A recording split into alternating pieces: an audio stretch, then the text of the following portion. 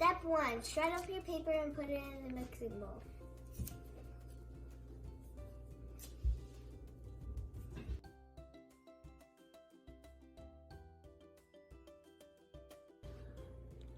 After you have your shredded paper, in step 2, you want to get 2 cups of water and pour it into your shredded paper.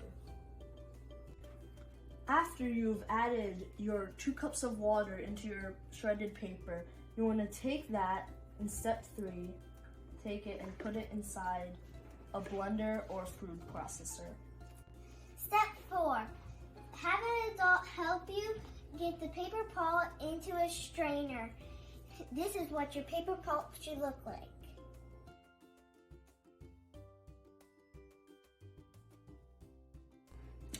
If you have all your shredded paper and you're ready to put your seeds in, but it's not sticking, you might want to have it soak in more water and blend it one more time just to make it stick.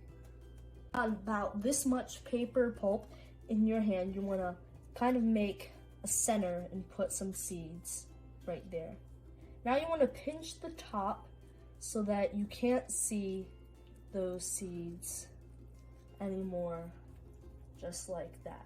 And then you want to start going around the sides and kind of making a ball shape, slowly squirting out all of that excess water, and then start making it into a ball shape.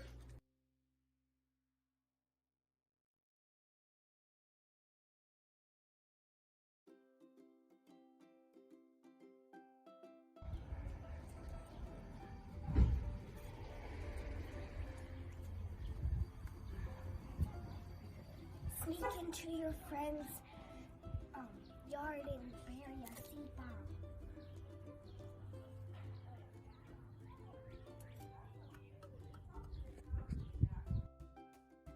Skate past an open lot and add a splash of color.